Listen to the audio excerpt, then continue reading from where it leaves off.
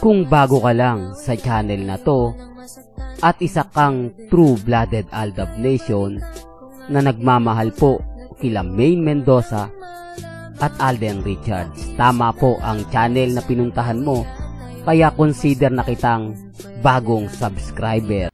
Welcome back mga kaaldab. Ito yung pinaka-latest po mga kaaldab. Alden Richards hiwalay na sa issue patungkol kay Catherine. At ang pinaka-latest nga po daw at ang pinaka-bago, ito na nga pong si Sanya Lopez. Sabi ko nga po sa inyo, tapos na kasi yung promotion. Kaya ipopost ito ng mga producer o ng GMA Network. Kumakalat ngayon na deadman na nga lang daw po si Catherine Bernardo kay Alden Richards. Sinasabing wala na nga po daw relasyon sina Catherine at si Alden, at si Sanya Lopez daw po yung nagiging third party. Hindi po ba napakagandang pinag-uusapan? Grabe, di po ba pagkatapos nga po ng Hello Love Again, eto naman po ang Pulang Araw. Sabi ko nga po sa inyo, taktika rin po yan para kumbaga matapos na rin. Ito, pabor tuntok kay Alden Richards. Di po ba na mawawala po yung Catherine, na napakasimple lang. Kasi maraming Catherine, cut din po ngayon na nagtatampo. Sigurado to kasi kalat na nga po ito. At syempre, producer din po o GMA Network pa rin ang may gawa nito, Sparkle Artist Center.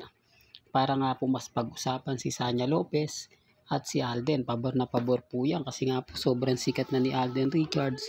Kailangan gawin nila idikit si Alden Richards sa mga artista ng Sparkle Artist Center at wag si Catherine, dahil makukuha nito yung simpatya ng mga viewers at mga netizen. Ngayon alam na po ninyo ang dahilan at rason kung bakit hindi po umaamin si Alden Richards na sila na nga po ni Catherine.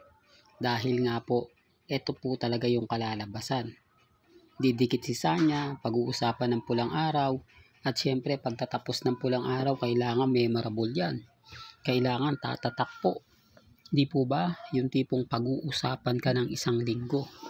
Dahil yun naman po yung goals ng Pulang Araw, yung maging trending po sila at pag-usapan ng pinakahuling yugto. Kasi ito po yung tatatak eh.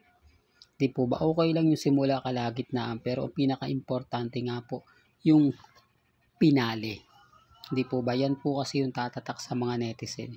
Siguro ngayon, alam nyo na kung sino yung nagsasabi ng totoo at yung nagsasabi ng fake news. Kaya goodbye na sa mga cut din. Kawawa naman po, no? Pagkatapos mong mag-effort, pagkatapos mong gumastos ng napakalaki, pati mga kapitbahay mo, nilibre mo para suportahan ng cut din, sa bandang huli, wala po kayong mapapala. Ang kalalabasan naman po daw ngayon, sun din.